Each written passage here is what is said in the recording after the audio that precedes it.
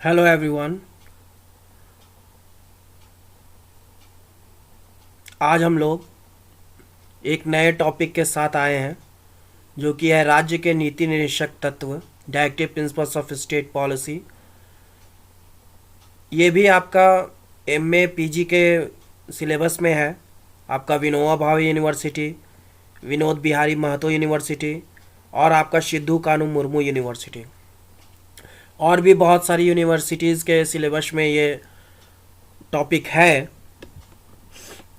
तो ये सीरीज़ मैं इसलिए चला रहा हूँ क्योंकि बहुत सारे पीजी स्टूडेंट्स को नोट्स ज़रूरत होता है, क्योंकि किसी टॉपिक को समझना एक अलग चीज़ होता है और उस चीज़ को लिखना एक अलग चीज़ होता है।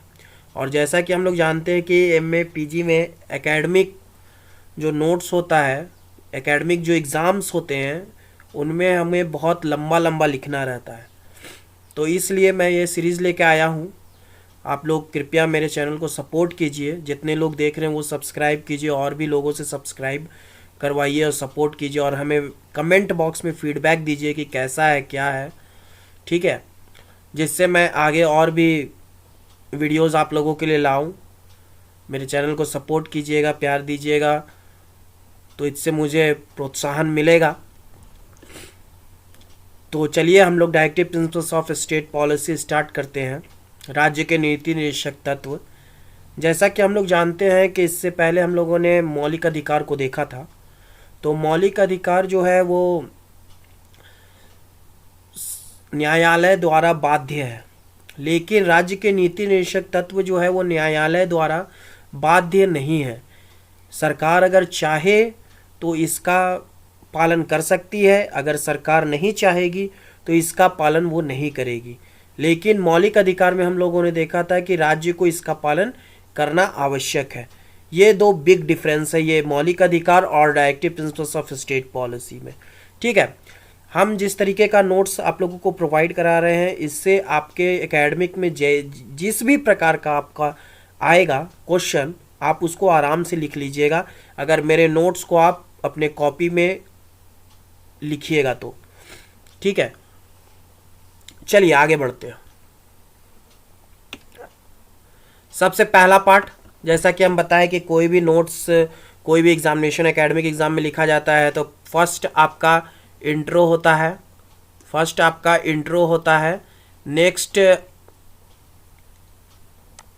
और लास्ट जो है वो आपका कंक्लूजन पे ख़त्म होता है। तो पहला हम लोग भूमिका की बात करें, इंट्रोडक्शन की बात करें, तो इंट्रोडक्शन में जैसा कि हम लोग जानते हैं कि भारतीय संविधान के भाग 4 के अनुच्छेद 36 से 51 तक में राज्य की नीति निरीक्षक तत्व पर विचार किया गया है।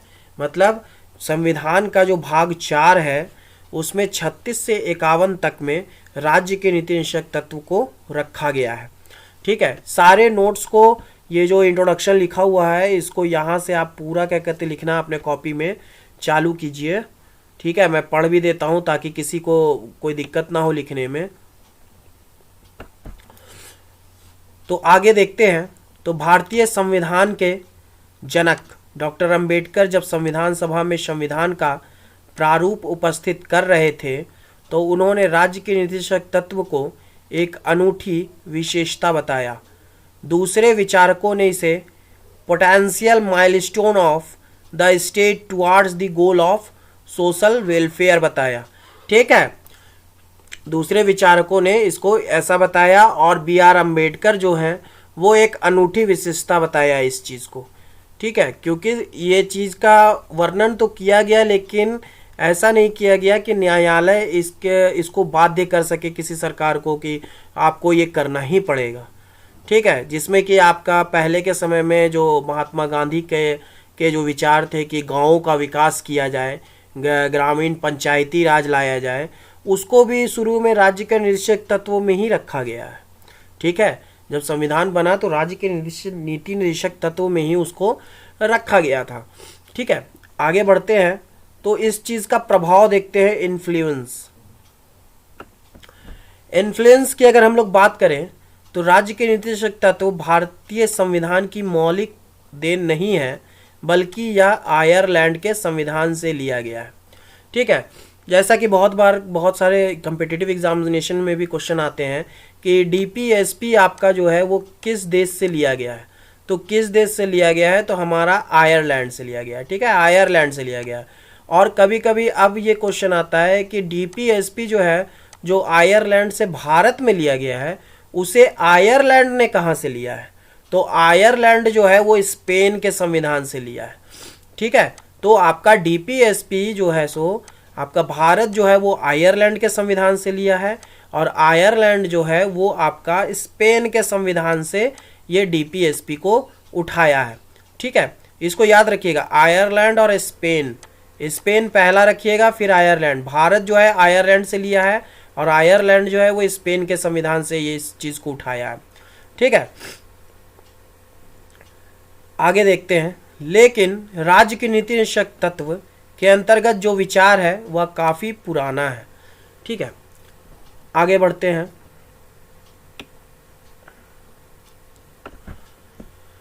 नेक्स्ट देखेंगे तो अमेरिकन डिक्लेरेशन ऑफ इंडिपेंडेंस में भी उसकी छाप है। सिडनी तथा बिट्रस वेब ने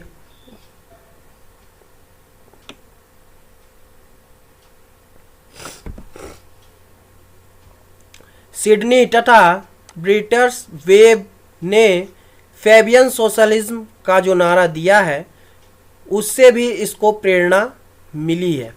जैसा कि जेनिंग्स ने कहा भी है, the ghosts of Sidney and Beatrice Webb's talk through the pages of the text part 4 of the constitution expresses Fabian socialism without the socialism. ठीक है, ये आपका जेनिंग्स के द्वारा कहा गया है। ठीक है, नेक्स्ट आते हैं तो डॉक्टर अंबेडकर ने कहा है कि राज्य के निषेधक तत्व इंस्ट्रूमेंट ऑफ इंस्ट्रक्शन के समान होगा।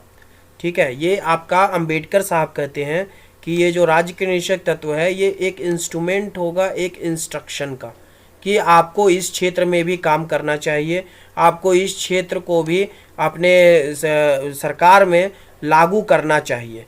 ठीक है, जो कि गवर्नर जनरल और गवर्नर के प्रति उत्तरदायी रहेगा। ठीक है, गवर्नर जनरल या गवर्नर के प्रति उत्तरदायी रहेगा, क्योंकि कोई भी राज्य में कोई भी कानून बनता है तो बिना गवर्नर के साइन के नहीं बनता है। ठीक है, आगे देखते हैं तो संयुक्त राष्ट्र के संविधान चार्टर में भी यूनिवर्सल ह्यूमन राइट्स की चर्चा की गई है, जिसकी छाप भारतीय संविधान पर पड़ी है। कुछ विद्वानों ने राज्य के नीति निषेधक तत्व को एक विदेशी तत्व बतलाया है, लेकिन विदेशी तत्वों के साथ स्वदेशी तत्वों का भी समावेश किया गया है।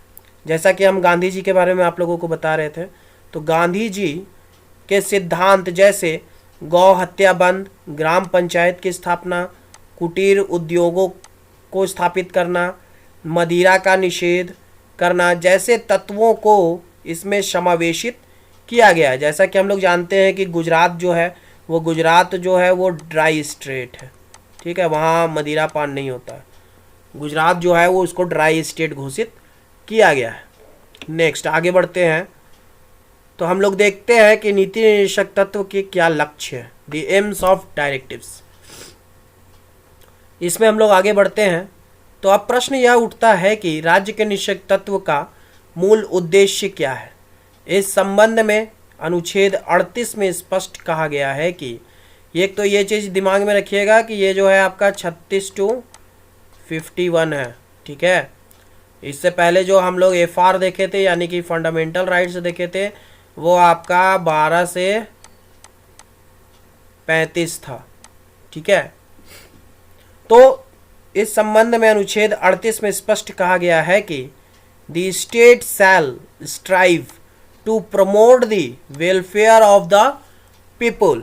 ठीक है, मतलब स्टेट को चाहिए कि वो आपका हर नागरिक का जन कल्याण कर सके। ठीक है, by securing and protecting as effectively as it may a social order in which justice, social, economic and political shall inform all the institutions of the national life। ठीक है, एक राष्ट्रीय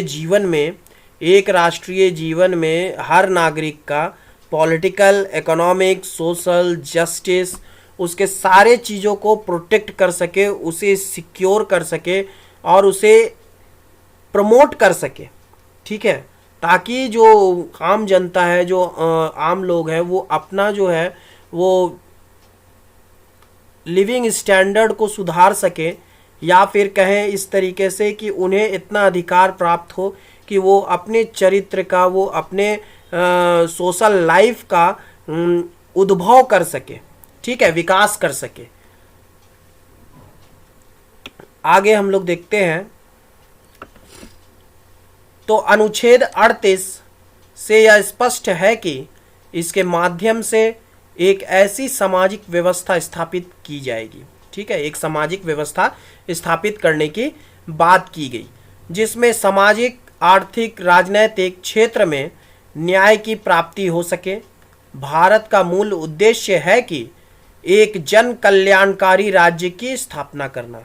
ठीक है, जैसे कि भारत का एक सबसे मूल उद्देश्य है कि एक वेलफेयर सोसाइटी, ठीक है, वेलफेयर कल्याणकारी राज्य, वेलफेयर राज्य क्या कहते हैं, स्थापित करना है। ठीक है, यह तभी संभव है कि जब राजनीतिक प्रजातंत्र के साथ साथ आर्थिक प्रजातंत्र स्थापित किया जाए। ठीक है, हमारे आर्थिक साधन उतने परिपक्व नहीं थे कि सबों को आर्थिक सुरक्षा दी जाती। ठीक है, इतने हमारे पास आर्थिक साधन नहीं थे कि हम आर्थिक सुरक्षा हर लोगों को दे सकें कि इतना संपत्ति आप रख लो, उतना संपत्ति आप रख लो। जैसा कि आप लोगों ने देखा कि मौलिक अधिकार में से संपत्ति के अधिकार को हटा के कानूनी अधिकार बना दिया गया। ठीक है, आगे बढ़ते हैं। तो इसलिए राज्य के नीति निरीक्षक तत्व का समावेश किया गया ताकि राज्य समय के साथ साथ लोगों को आर्थिक सुरक्षा दे सके।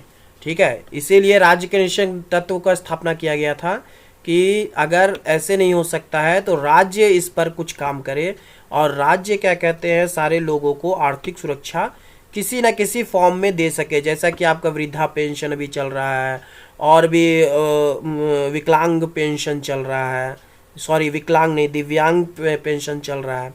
ठीक है, दिव्यांग लोगों को मिलता है ये सब। नेक्स्ट एक बहुत बार एकेडमिक क्वेश्चंस आते हैं कि राज्य के नीति निरीक्षक तत्व और मौलिक अधिकार में क्या अंतर है, इसको बताइए। ठीक है, तो इसमें हम पॉइंट वाइज देखेंगे। पहला पॉइंट देखेंगे कि राज्य के नीति निरीक्षक तत्व न्याय संगत नहीं है, जबकि मौलिक अधिकार न्याय संगत है। ठीक है, पहला तो यही बिग डिफरेंस है जो मैंने पहले समझाया आपको, कि राज्य के नीति तत्व को आप न्यायालय में चैलेंज नहीं कर सकते हैं, लेकिन मौलिक अधिकार को आप न्यायालय में चैलेंज कर सकते हैं। ठीक है, नेक्स्ट सेकंड पॉइंट है कि मौलिक अधिकारों के पीछे कानूनी शक्ति होती है, जबकि नीति निरीक्षक तत्व के पीछे राजनैतिक और नैतिक दोनों शक्ति होती है। मतलब अगर मौलिक अधिकार लागू नहीं किया जाएगा तो आप न्यायालय में खड़ा हो जाइएगा, और वो आपको एक कानूनी शक्ति के रूप में मिलता है कि आपको किसी भी स्थिति में उसका हनन नहीं करेगा कोई भी। ठीक है, लेकिन नीति निरीक्षक तत्व जो है एक राजनीतिक और नैतिक शक्ति है। ठीक है, राजनीतिक नैतिक शक्ति इसलिए क्योंकि राज्य की जो पार्टी की सरकार है उसके नैतिक मूल्यों पर निर्भर करता है कि वो इस चीज़ को लागू करना चाहती है कि नहीं करना चाहती है। ठीक है, अगर उसकी नैतिकता नहीं कहेगी, उसके अंदर नैतिकता नहीं रहेगी और वो सोचेगा नहीं इसको लागू नहीं करना चाहिए, तो वो किसी भी स्थिति में नहीं करेगा, और आप उसके लिए न्यायालय में उसको खींच नहीं सकते हैं। उस पार्टी को, उस सरकार को आप न्यायालय में खींच नहीं सकते हैं। ठीक है, नेक्स्ट पॉइंट देखते हैं। तीसरा पॉइंट में देखिएगा कि मौलिक अधिकार का संबंध व्यक्तिगत होता है, जबकि राज्य के निरीक्षक तत्व का संबंध संपूर्ण राज्य से होता है। ठीक है, अगर ये जो है मौलिक अधिकार जो है एक व्यक्ति का है, जैसा कि इंडिविजुअल, जैसा कि हम मौलिक अधिकार में भी बताए थे कि आपके मौलिक अधिकार आपके तक ही सीमित है, जहाँ से दूसरे व्यक्ति की नाक स्टार्ट हो जाती है वहाँ से आपका मौलिक अधिकार खत्म। ठीक है। उसके बाद बाय द कॉपरेशन आपको चलना होगा दो व्यक्ति के बीच में, ठीक है। तो मौलिक अधिकार का संबंध जो है वो व्यक्तिगत होता है, जबकि राजनीतिक तत्व का संबंध संपूर्ण राज्य से होता है, ठीक है। फोर्थ आते हैं तो मौलिक अधिकार स्पष्ट और परिभाषित है, जबकि राज्य केंद्रीय तत्व अस्पष्ट और शंका युक्त है, ठीक है। ये आपके बेसिक डिफरेंस है। नेक्स्ट पांचवा देखेंगे तो मौलिक अधिकारों का संबंध राजनैतिक और नागरिक अधिकारों से है, जबकि राज्य के निश्चित तत्व का संबंध आर्थिक अधिकारों से, ठीक है। आपका मौलिक अधिकार जो है राजनीतिक और नागरिक अधिकार से संबंधित है, और राज्य के निश्चित तत्व आर्थिक अधिकारों से संबंधित है कि हम ये सब चीज जो है सो देने का काम करेंगे, ठीक है। देने का काम करेंगे, ऐसा नहीं कि दे ही देंगे, काम करेंगे। अगर पॉसिबल होगा, हमारे पास फंड्स ज़्यादा होंगे तो हम ये क्षेत्र में भी काम करेंगे, ठीक है। इसके लिए कोई इसे बाधित नहीं कर सकता।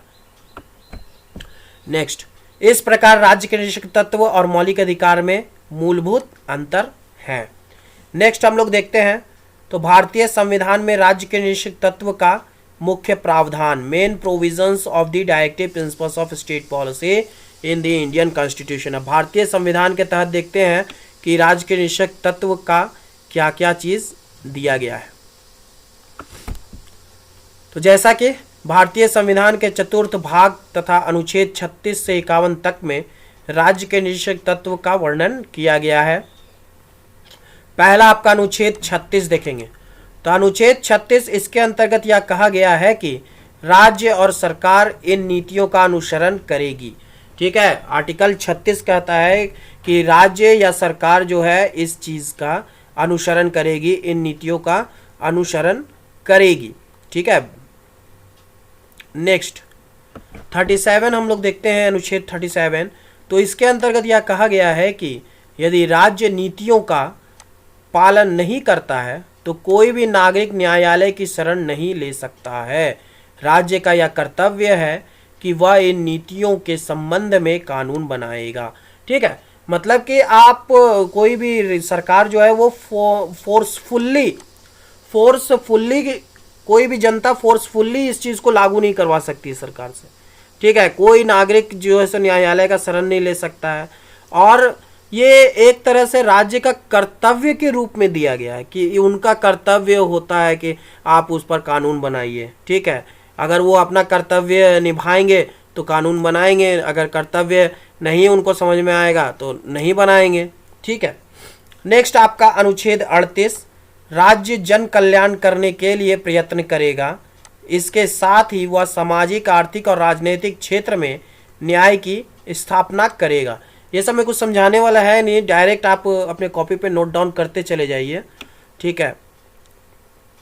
नेक्स्ट देखते हैं तो 39A, इसमें आपका ABCD करके है। तो 39A में है पुरुष और स्त्री दोनों को जीवकोपार्जन के लिए समान अधिकार प्राप्त है, ठीक है। जो पुरुष कर सकता है वो महिला भी कर सकती है, ठीक है। समान अधिकार प्राप्त है।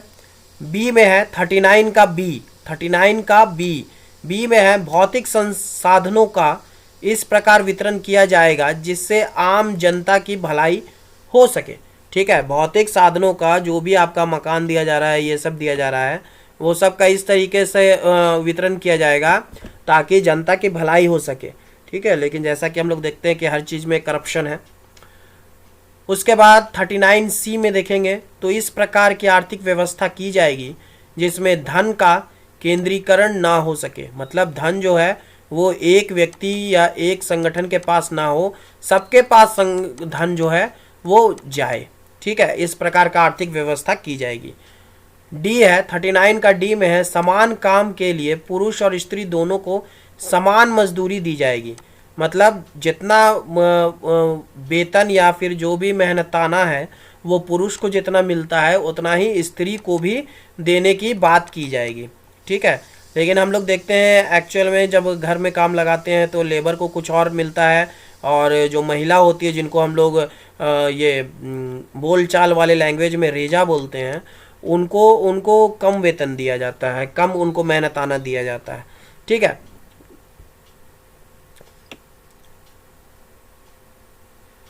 नेक्स्ट हमारा ई में देखेंगे तो कोई भी नागरिक ऐसे काम करने के लिए बाध्य नहीं किया जाएगा जिससे उसके शरीर पर हानि पहुंचता है।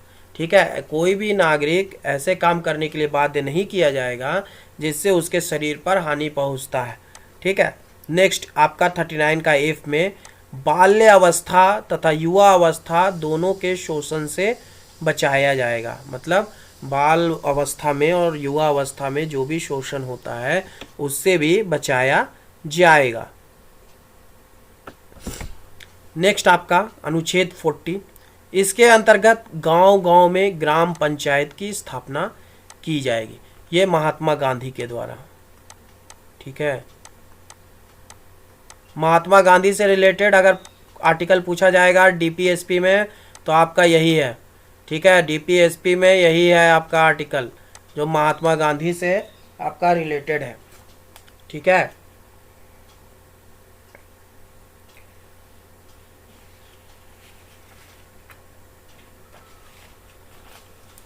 नेक्स्ट हमारा अनुच्छेद 41, इसके द्वारा प्रत्येक नागरिक को काम, शिक्षा, बुढ़ापा तथा बीमारी के समय मदद दी जाएगी।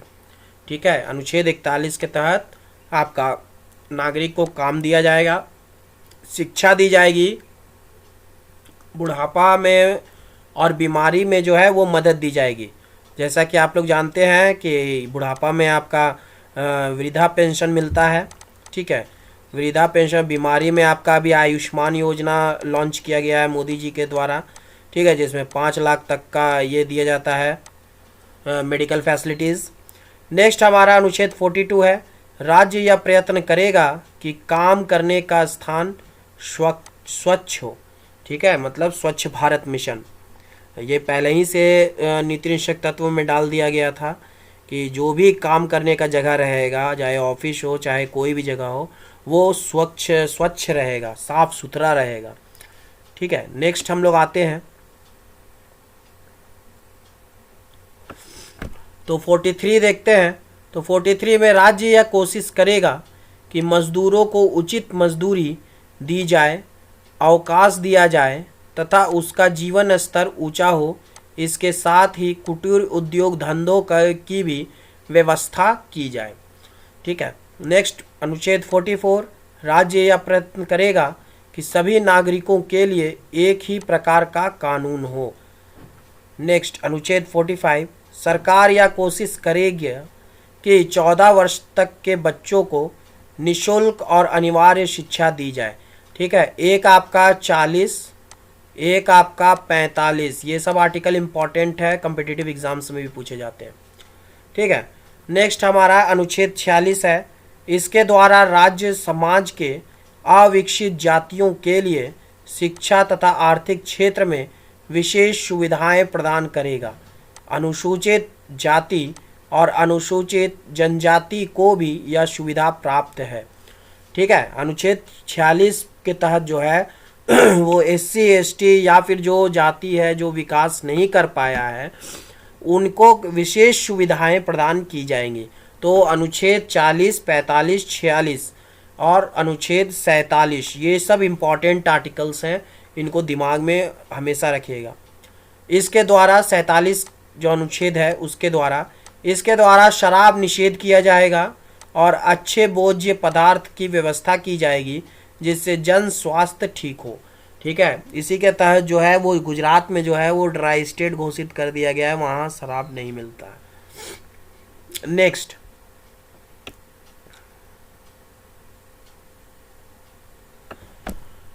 नेक्स्ट हम लोग 48 देखते हैं। तो राज्य यह प्रयत्न करेगा कि कृषि और पशुपालन को वैज्ञानिक पद्धति पर किया जाए और नस्ल को सुधारने के लिए गौ हत्या को बंद किया जाएगा।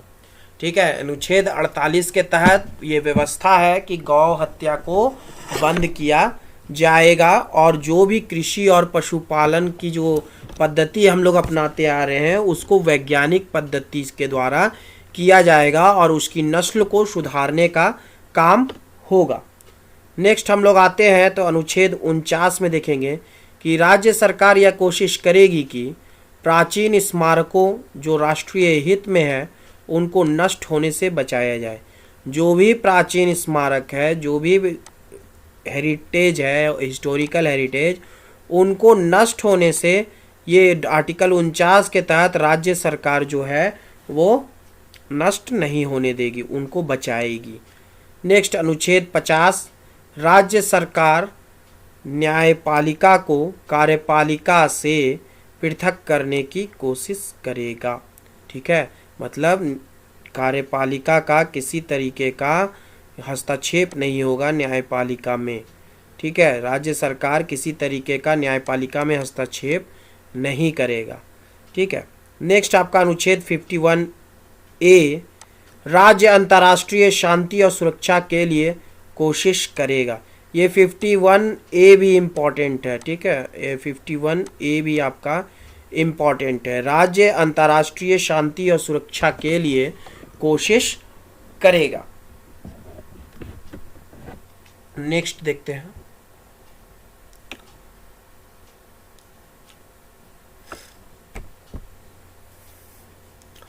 इसमें आपका अनुच्छेद 51B में देखेंगे तो वह विभिन्न राष्ट्रों के बीच सम्मानजनक संबंध स्थापित रखेगा।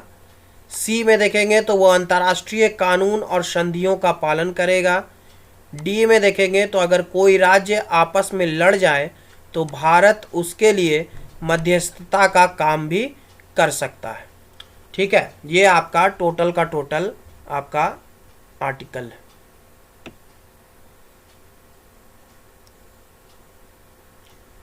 नेक्स्ट देखेंगे तो उपयुक्त अनुच्छेदों को देखने से पता चलता है कि भारत में इसके माध्यम से सामाजिक, आर्थिक और राजनीतिक न्याय की प्राप्ति का लक्ष्य रखा गया है।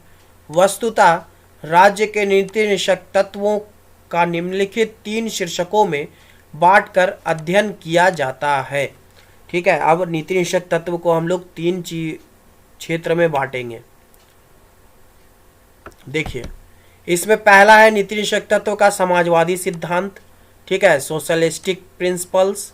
दूसरा है आपका गांधीवादी सिद्धांत, गांधीयन प्रिंसिपल्स। और तीसरा है आपका उदारवादी बुद्धिजीवी सिद्धांत, लिबरल इंटेलेक्चुअलिस्टिक प्रिंसिपल। ठीक है, इसमें पहला हम लोग देखते हैं तो समाजवादी सिद्धांत देखते हैं, सोशलिस्टिक प्रिंसिपल्स देखते हैं। तो इसके अंतर्गत काम करने के अधिकार, अच्छा जीवन स्तर, समान कार्य के लिए समान मजदूरी, धन का केंद्रीयकरण ना हो जैसे आर्थिक सिद्धांतों का समावेश किया गया है। ठीक है, जो कि समाज से रिलेटेड है, सारा का सारा सारे लोगों से रिलेटेड है, समाज से रिलेटेड है, उनको समाजवादी सिद्धांत के रूप में हम लोग देखते हैं। नेक्स्ट आपका गांधीवादी सिद्धांत, इसके अंतर्गत गांधी जी के सिद्धांतों का जिक्र किया गया है। ठीक है, जो भी गांधी जी अपनी फिलॉसफीज देते हैं उनको जिक्र किया गया है। इसमें आपका ग्राम पंचायत तथा घरेलू उद्योगों की स्थापना, गौ हत्या बंद करना इत्यादि इसमें रखा गया है गांधीवादी सिद्धांत में।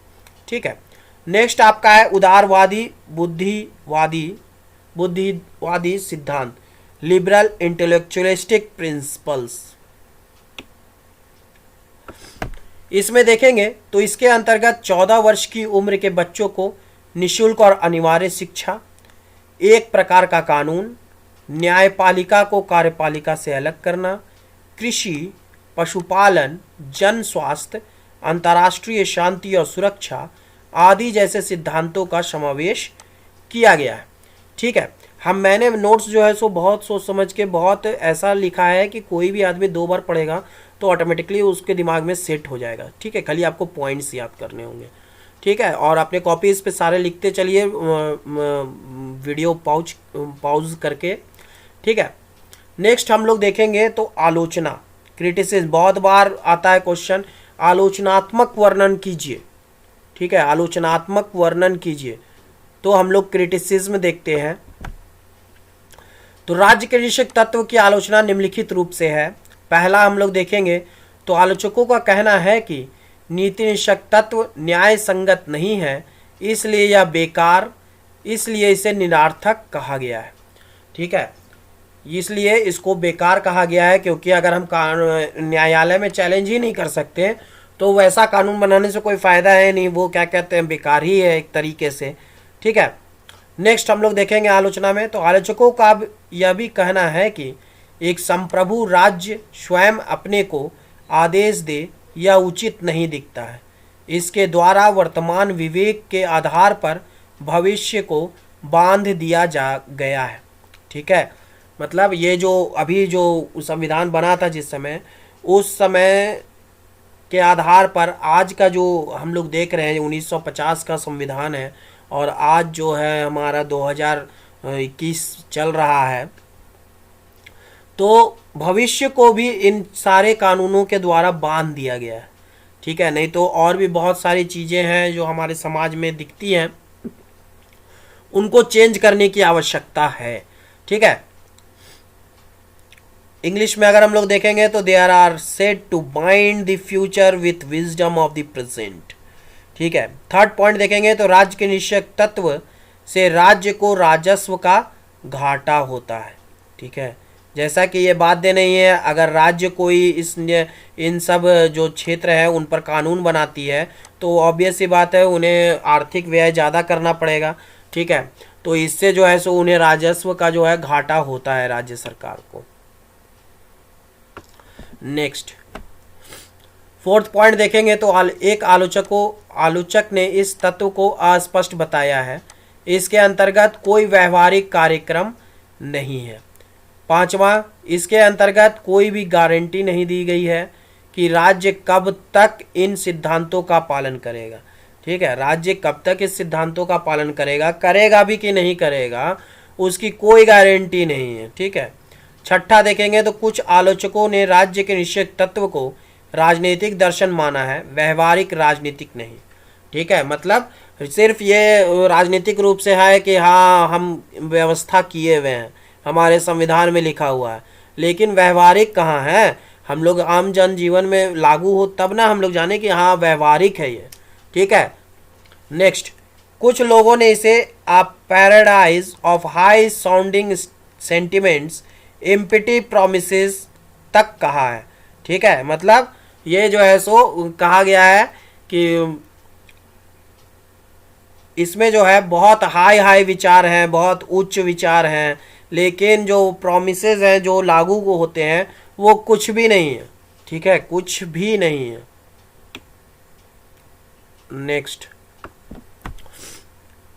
नेक्स्ट हम लोग देखेंगे तो जेनिंग्स ने राज्य के निश्चय तत्व को प्रतिक्रियावादी सिद्धांत बताया है, क्योंकि इंग्लैंड जो 19वीं शताब्दी में प्राप्त कर लिया था, भारत उसी को 21वीं शताब्दी में प्राप्त करना चाहता है। ठीक है, ये आपका प्रतिक्रियावादी सिद्धांत बताया है जेनिंग्स ने। ठीक है, क्योंकि सबसे पहला इंडस्ट्रियल रिवॉल्यूशन जो हुआ था वो 19वीं शताब्दी में आपका ब्रिटेन में लंदन से स्टार्ट हुआ था, इंग्लैंड से स्टार्ट हुआ था, और आपका सबसे ज़्यादा विकास जो है यूरोपियन कंट्रीज़ में हुआ था।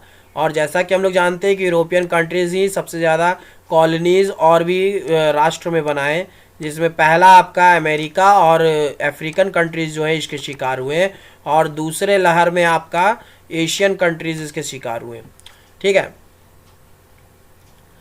केटी शाह जो है वो इसकी तुलना जो है एक सादा चेक से करते हैं। ठीक है, एक बैरर चेक से करते हैं कि इसमें कुछ भी नहीं है। ठीक है, नेक्स्ट पॉइंट है हमारा राज्य के निश्चय तत्वों के न्याय संगत गुण एवं महत्व, justification, merits and values of the directive principles.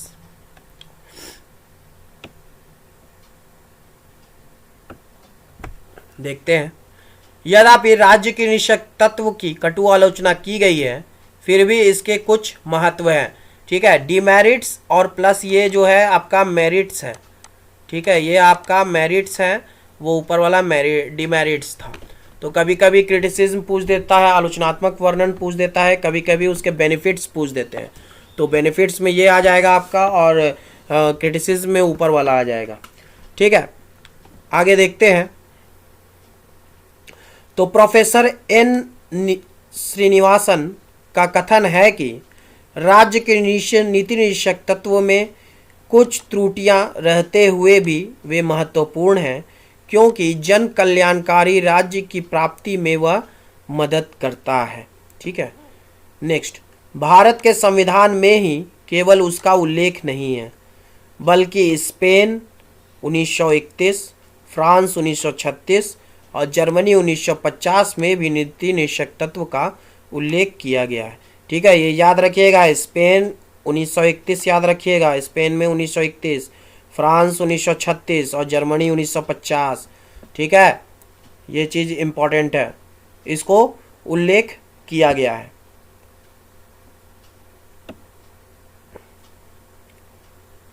Next देखेंगे तो भारत में संसदीय शासन की व्यवस्था है, जिसके अंतर्गत संपूर्ण मंत्रिमंडल संसद की ओर उत्तरदायी है। यदि कोई राजनीतिक दल नीति निषेध तत्व को व्यवहारिक रूप नहीं देता है तो निर्वाचन में मंत्रिमंडल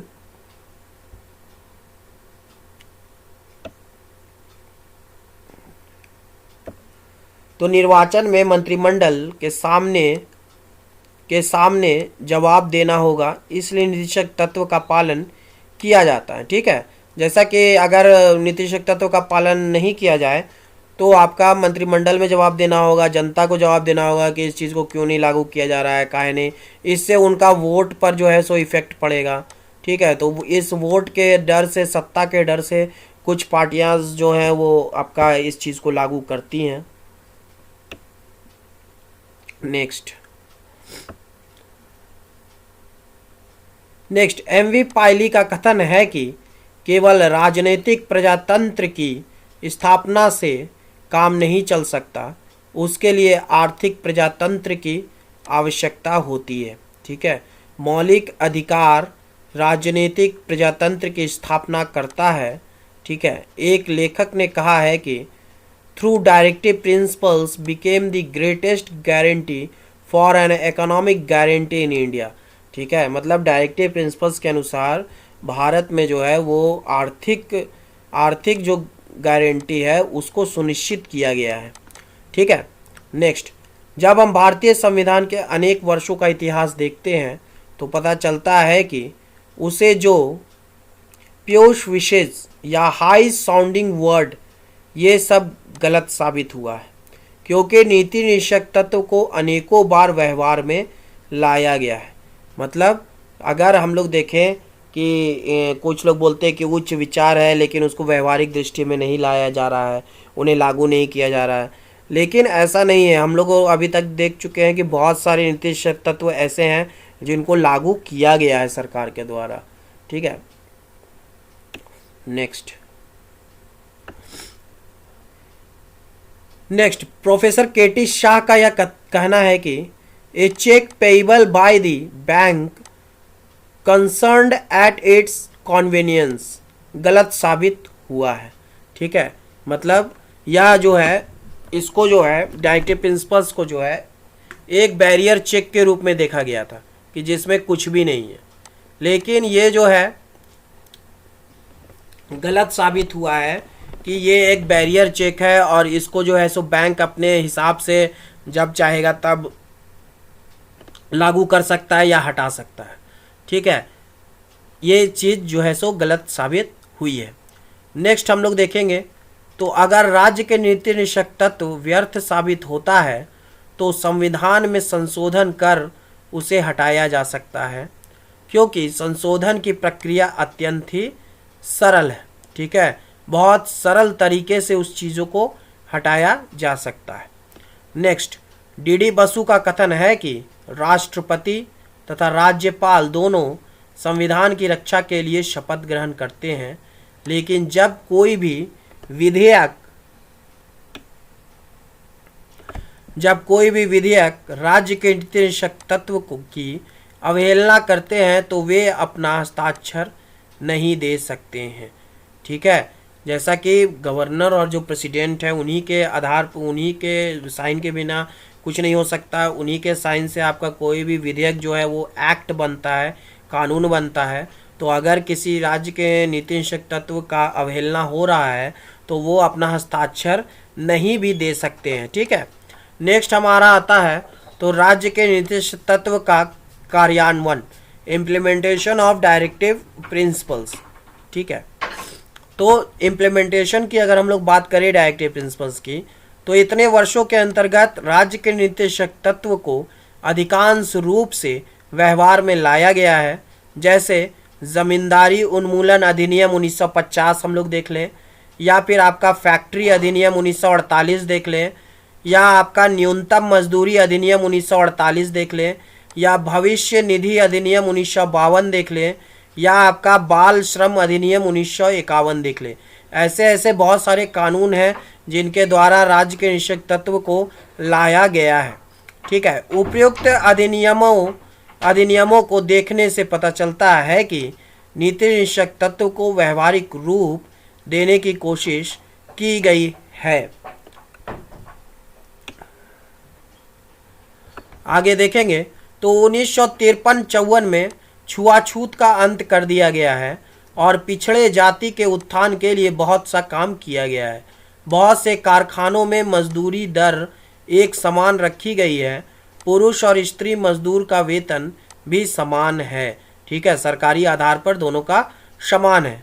अगर हम लोग directive principles of state policy के कंक्लूजन की बात करें, निष्कर्ष की बात करें, तो हम लोग देखते हैं कि राज्य के निषेध तत्वों को स्थापित करके यहाँ के लोगों का सामाजिक, राजनीतिक और आर्थिक आधार पर विकास करने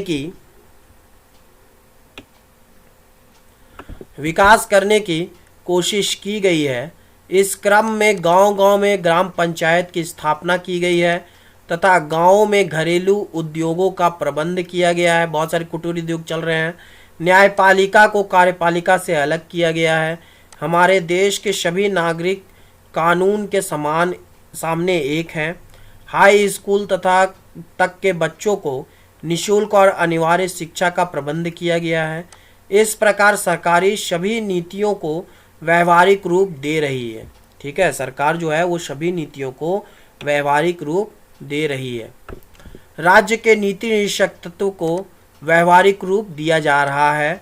इसका अर्थ यह नहीं है कि हम लोग आर्थिक प्रजातंत्र की प्राप्ति कर लिए हैं। डॉक्टर जेनिंग्स का कहना है कि राज्य के नीति निषेध तत्व समय और परिस्थितियों पर निर्भर है, जो हमें भी परिवर्तनशील प्रतीत होता है। चतुर्थ संशोधन के समय नेहरू ने कहा था कि अगर मौलिक अधिकार और राज्य के निषेध तत्व में संघर्ष उत्पन्न होगा तो राज्य के नीति निषेध तत्व को प्रधानता दी जाएगी। ठीक है, ऐसा नेहरू का कहना था जब चौथा संविधान संशोधन हुआ था। तो ठीक है, लेकिन आगे चलकर कुछ मामले आए जिसमें मौलिक अधिकार को भी प्रधानता दी गई है। ठीक है, लेकिन एक्चुअल में अगर हम लोग देखेंगे तो मौलिक अधिकार को ही प्रधानता मिली है। ठीक है, फंडामेंटल राइट्स को ही प्रधानता मिली है। ठीक है, डीपीएसपी को उतना प्रधानता नहीं मिली है अभी तक, हम लोग देखेंगे तो। ठीक है, मेरे चैनल को ज़्यादा से ज़्यादा सब्सक्राइब कीजिए आप लोग, और अपना फीडबैक कमेंट बॉक्स में दीजिएगा, कैसा लगा क्या लगा। उसके बाद फिर मैं और भी वीडियोस आपके लिए लाऊंगा। Thank you very much.